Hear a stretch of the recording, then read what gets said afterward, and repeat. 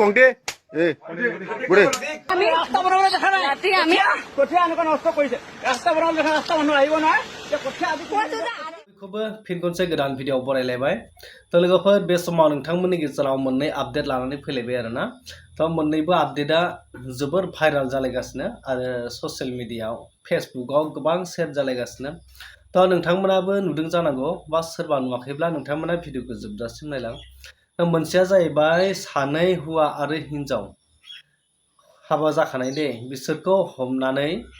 मानसिफ्रा हमनानै माने माखासे सुबुंफ्रा हमनानै बियो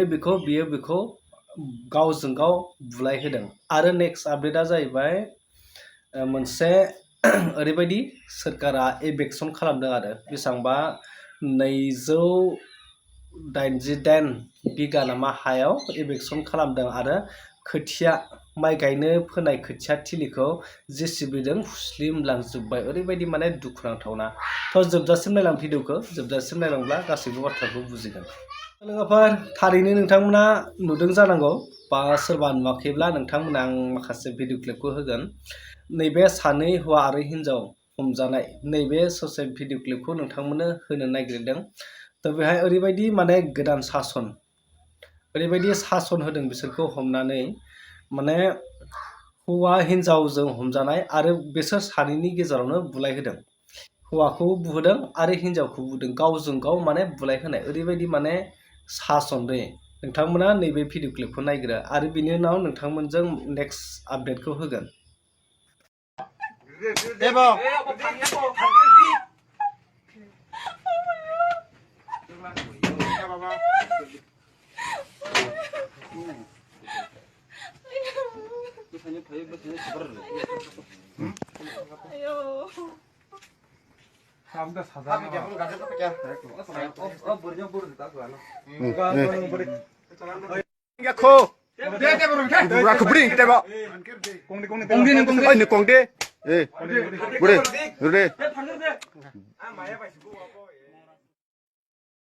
थारैनो नोंथांमोना नुबाय बेवहाय माबायदि खालामदों बेहाय माखासे सेंग्राफोरा माने मिक्सार दङ दे बर'बो दङ आरो गुबुन जातिबो दङ ओमफ्राय बिसोरखौ हमनानै ओरैबायदि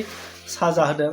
जायफ्रा हमग्रा बिसोरो माने बुवाखै आरो बिसोर आखाइ होआखै खालि गावसोर सानैनि गेजेरावनो जायफोरा बिदि हमजादों बैसोर हमजालायनायनि गेजेरावनो हिन्जावखौ हौवाखौ बुहोदों हौवाखौ हिन्जावखौ बुहोदों दा बेफोरबायदि माने सासन होदों आरो दा मोनसे बियो गोदान आदब बे मोनसे आदब आरोना बे मोनसे खायदा बुलाय होनायनि दा बेनि सायाव नोंथांमोना मा फोरमायनो सानो कमेन्टआव थांनानै फोरमायनो हागोन आरो दा बेखौ नोंथांमोना मा मोजां मोनखो ना गाज्रि मोनखो नोंथांमोनासो मिथिसिगौ दा लोगोफोर नेक्स्ट आपडेटआव फैदो दा नेक्स्ट आपडेटआ जोबोर माने सिरियास बे जाथाया जादों लखिमपुर जिल्लायाव जादों ओमफ्राय ओरैबायदि माने माखासे खोथिया थिलिखौ जेसिबिजों हुस्लिम लांजोबदों आरो मानसिफ्रा रायजोफ्रा बिसोरखौ माने जायफोरा एभिक्शन खालामनो नागिरग्रा बै सोरखारनिसिम माने सानसेनि नामा सम बिबावदोंमोन सानसेबा साननैनि जेनेबा खोथियाखौ फुखांनानै बेलेगाव गायहैनायनि माने एसे सम बिबावदोंमोन आरो दा बेखौनो नेयासै सम बिनायखौ नेयासै दा जेसिबि लाबोनानै खोथियाखौ एसेबां सान्दुं अखा दै माने खस्थ'नि गेजेरजों फोनाय खोथियाखौ माने जेसिबिजों ओरैबायदि गाज्रि हुस्लिमदों बे माने जोबोद दुखुनांथाव आरोना थ' नोंथांमोना भिडिअ क्लिपखौ नायनानै लाग्रो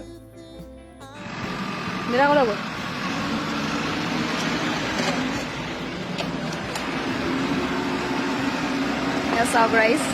আপোনালোকে নিজে কওক কালি ৰাতি যেনেকৈ আমি কঠীয়াখিনি তুলি আছিলোঁ বহুত কথা কৈছিলে নহয় এতিয়া চাওক ভাল লাগিছেনে আপোনালোকৰ এতিয়া দেখি চাওক এয়া চাওক কঠীয়াখিনি আমি এদিনৰ কাৰণে ৰাখিব কৈছিলোঁ এদিনৰ কাৰণে ৰখা নাই এতিয়া এনেকৈ কঠীয়াৰ ওপৰত এনেকৈ কৰি দিছে এতিয়া আপোনালোকক কালিতো আমি ইমান ৰাতি কঠীয়া তুলি আছিলোঁ আপোনালোকে দেখা পাইছিলে মই ভিডিঅ' যোগে জনাইছিলোঁ আপোনালোকক তাৰপাছত চাওক ইমান আমি ৰিকুৱেষ্ট কৰিছোঁ আমি যে আজিৰ কাৰণে ৰৈ দিয়ক কঠীয়া এদিন ৰখা নাই চাওক এদিন ৰখা নাই কৈছিলোঁ যে আজি পিছবেলা কঠীয়া উঠাম এই মণ্ডল আছে এই এইখিনি তেনেকুৱা কৰিছে মণ্ডল কালি ৰাতি আমি ৰাস্তা বনাবলৈ দেখা নাই ৰাতি আমি কঠীয়া এনেকুৱা নষ্ট কৰিছে ৰাস্তা বনাবলৈ দেখা ৰাস্তা মানুহ আহিব নহয় কঠীয়া আজি কৈছো যে আজি কঠীয়া এই চাওক কথাখনে চাওক অলপ পাছত আনিম বুলি কৈছিলো চাওক কি কয় গোটেই কঠীয়া ফ্ৰেছ বনাই দিছে আমি খেতিৰ ওপৰত নিৰ্ভৰ কৰি খাই আছো বুলি আপোনালোকে সকলোৱে জানে মাত্ৰ এদিন সময় বিচাৰিছিলো আমি মই আগৰ ভিডিঅ'ৰ যোগেদি আপোনালোকক জনাইছিলো যে আইতাৰ ভোকৰ কাৰণে আমি ৰুব নোৱাৰিলো এবাৰ তাৰ পাছত এনেকুৱা কৰিছে তাকো আমি ৰিকুৱেষ্ট কৰিছো কোনো ৰিকুৱেষ্ট শুনা নাই